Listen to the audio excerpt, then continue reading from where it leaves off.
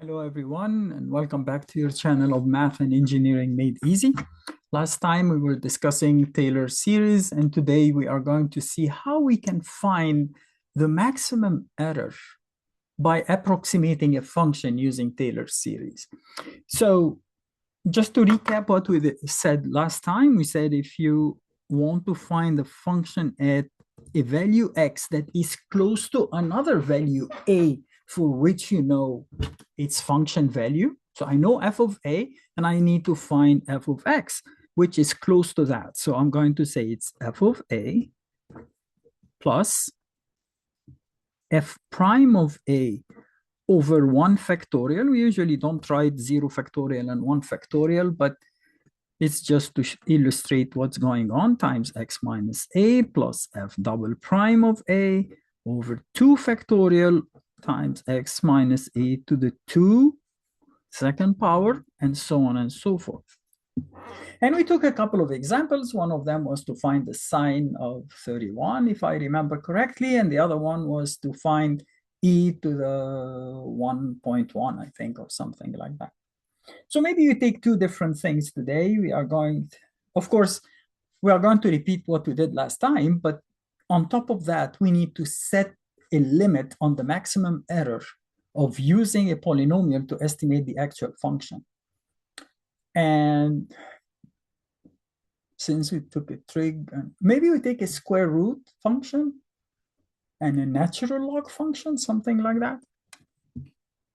Okay, I know the square root of any number. Let's pick an easy number. Well, it doesn't have to be easy, but what I'm saying, I know that the square root of 4 is 2. So if I say a equals 4, and my function f of x equals the square root of x, okay, I'm going to use x as, let's say, 4.2, okay? Okay, I know it at 4, it's 2. So what is the square root of 4.2? I know that it's less than 2.1, but how less? Okay. So we are going to do the same as we did before. So we say it's f of a. So let's find the f of a, we already know it, right? It's 2. But let's find f prime of x and then evaluate it at a. So here, for example, we say f of a equals square root of 4 equals 2. Then we are going to get f prime of x. Square root of x, the derivative of that is 1 over 2 root x. Or if you want to say, we can rewrite f of x as x to the 1/2. So when you take the derivative of that is 1/2 times x to the negative 1/2. F prime of a would be 1/2 x to the 1/2, meaning 1 over x to the 1/2. X to the negative 1/2 is 1 over x to the 1/2. 4, so a is 4 to the 1/2 is 2. So it's 1/4. You see what I'm saying? Hopefully.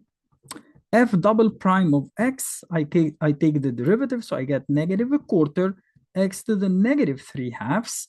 So f double prime of a would be negative 1/4 times 1 over 4 to the 1/2 is 2, cubed is 8. So it's negative 1 over 32. And let's say they want you to use up to the third derivative.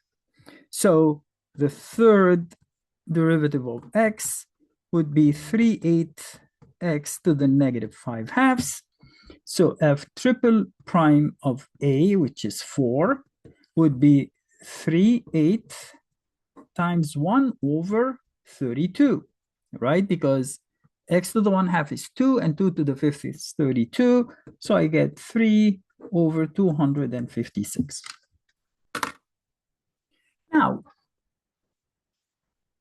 once you find 4 terms, fx, f prime, or fa, f prime of a, f double prime of a, and f triple prime of a, the remainder, meaning the difference between the correct value and stopping after 4 terms, we call it R3 of x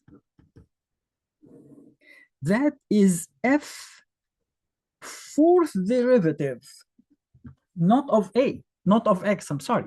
No, at a value called z, between, so z is greater than 4 and less than 4.2, greater than a and less than x, or greater than or equal, you can say, it doesn't matter, okay? Greater than or equal to 4, less than or equal to 4.2. So can I pick any value? No. We are going to pick a value that when I substitute the fourth derivative at that point, I will get the maximum. Why the maximum? Because I want to say, if the worst comes to the worst, my maximum error cannot exceed that value. Do you see what I'm saying? Say, okay, what is the worst case? Is it 4 or is it 4.2? Should I get it as small as possible or as large as possible to maximize the remainder? The remainder is the maximum error that can occur, right? Because the remainder is the actual function minus the Taylor terms that I calculated. The difference between the two is the maximum possible error. So sometimes this helps us find out if, am I within 1/10,000th of it, 1/1,000,000th, 1/10th? So where should I stop? Should I use 3 terms, 4 terms, 10 terms? How close you want to get? And many problems you may see in your course in calculus is that they will tell you, how many terms should I take such that the error will be less than 1 in a million, for example. So it's a matter of trial and error. You see, okay, let's calculate it now after using 3 derivatives and see what that is. If it's, say, 1 in 10,000, I say, oh, I need to take more. So what if I take 5? And you keep doing until you find that. But generally speaking, to understand, we are going to say it's f4, meaning the fourth derivative of x evaluated at z, times x minus a to the n plus 1, which is also 4, over n plus 1 factorial, which is 4 factorial. So before doing anything, I have to find out what is the fourth derivative of x. f4 of x is, I take the derivative of that, so I get negative 15 16th. 5 times 3 is 15, and 2 times 8 is 16. You cannot simplify x to the negative 7/2. Meaning it's negative 15 over 16 x cubed times square root of x, right? X to the 7/2. So now I see that x is in the denominator. Notice that if you reduce the denominator as much as you can, you are increasing the value of the remainder as much as you can. So if I find the minimum value of x, in this case is 4, then definitely this thing will give me the highest possible error I am introducing by using only f prime, f double prime, and f triple prime of x. If I use 4 terms, f of a, prime, double prime, triple prime. If that error is too much for me to handle, notice I forgot to say that's the absolute value, because the error usually it's either we are within this value. Okay, so I would let z equals 4, because that would give me the highest possible value. So 4/2 is 2, 2 to the 7 is 128. So that value right here, so R3 of x equals x minus a is 0.2, so 0.2 to the 4th over 4 factorial times this value, 15 over 16, 128. Very small value, right? You see, it's extremely small. 5 times 0.2 to the 4th divided by 16 times 24 times 128. I get 1.627 times 10 to the negative 7. So less than a millionth. That's much less than 1 millionth. 6 times less, right? So what is the value that I got so far from f of 4.2? Let's see what we have. We have f of a, which is 2, plus f prime of a, which is a quarter over 1 factorial times 0.2, right? Plus, oh, I'm sorry, minus f double prime, which is 1 over 32 times 0.2 square over 2 factorial, plus 3 over 256 times 0.2 cubed over 3 factorial. So what is that? Let's calculate the value from the Taylor series, 0.2 over 4 minus 1 over 64 times 0.2 square plus 3, well, not 3, it's 1 over 512, right? Plus 1 over 512 times 0.2 cubed. I got 2.04939 and then 0.6. Let's write it because they told us 10 to the, so we'll see. What is the actual square root of 4.2? It's 2.049390153. So the actual remainder is the difference. It's the absolute value. Well, the top is higher, so we say the top minus the bottom.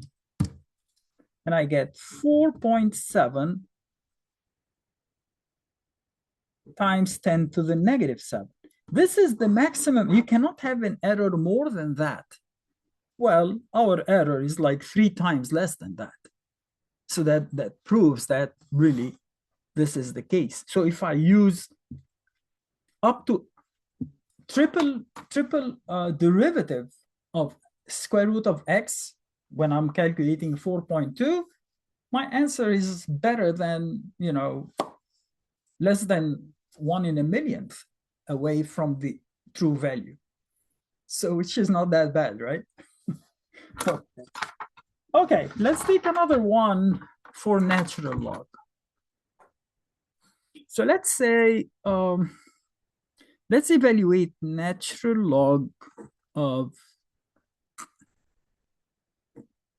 1.3. So here, x is 1.3. I know the natural log of 1 is 0, so I would make a equals 1. And I'm going to say, well, natural log of x equals. The first term is natural log of a, which is natural log of 1, which is 0, right? Plus. And then I get the derivative. So let's say, again, we are going to use three derivatives, okay? So let's say, make it here. F of x is natural log of x. And f of a is natural log of a, which is 0. So this term is 0, right? F prime of x is 1 over x. F prime of a is 1 over 1 is 1. F double prime of x is negative 1 over x squared. So f double prime of a is negative 1. F triple prime of x is 2 over x cubed. Again, if you don't see it like that, write x as x to the negative 1. So when you take the derivative, you get negative 1 times x to the negative 2. And then when you take the next derivative, negative times negative is positive. The 2 comes down as 2, and then x to the negative 3, meaning x cubed in the denominator. And f triple prime of a is just 2. So now if I want to write the equation, I'm going to say it's natural log of 1 plus f prime of a, which is 1, over 1 factorial times 0.3, right? X minus a is 0.3 plus, no, it's minus. So minus 1 over 2 factorial times 0.3 squared. And finally, plus 2 over 6, which is 3 factorial times 0.3 cubed. And I stop here because I said I'm going to use 3 derivatives. And that would be 0, 0.3 minus 0.3 square over 2. No, yeah, 0.3 square over 2 plus 0.3 cubed over 3, right? 2 over 6. So I get 0.264. Notice natural log of 1.3 is 0.262364. And let's say what the remainder theorem tells me. It says R4 of x equals f fourth derivative at a point called z times x minus a to the 4th over 4 factorial. So what is f fourth of x? I get negative 6 over x to the 4th. So f fourth at a equals negative 6. Oh, no, I shouldn't do that. I should say first, okay, what is the worst value of f4 of z? What is the maximum value I can get? Again, the reason I did that is, again, x is in the denominator. So the smaller the x, the maximum f to the 4th of z. So if I select z equals 1, which is the smallest value, I get negative 6. That's why, I'm sorry, I didn't explain what I was doing. So negative 6 times 0.3 to the 4th over 24. It seems like our error is bigger than that, isn't it? Or did I do some math error here? Let's see. It's the absolute value again, so I don't care about the negative sign. So I'm going to say 0.3 square over 4. No, it's only over 4. I thought we were dividing by the 6 and the 24. So it's 0.002. I'm within 2/1000 of the correct value of the natural log. Now, let's say this minus that, I get 0.0016, which is less than that, right? So I prove that 0.002025 is the maximum error that I will incur in estimating natural log of 1.3 using only up to the 3rd derivative. I think that was easy enough for you to get. And again, as usual, if you have any questions or comments, please share them with me, and I will be very honored to respond to you as soon as I can. Thank you very much for your time, and hope to see you soon.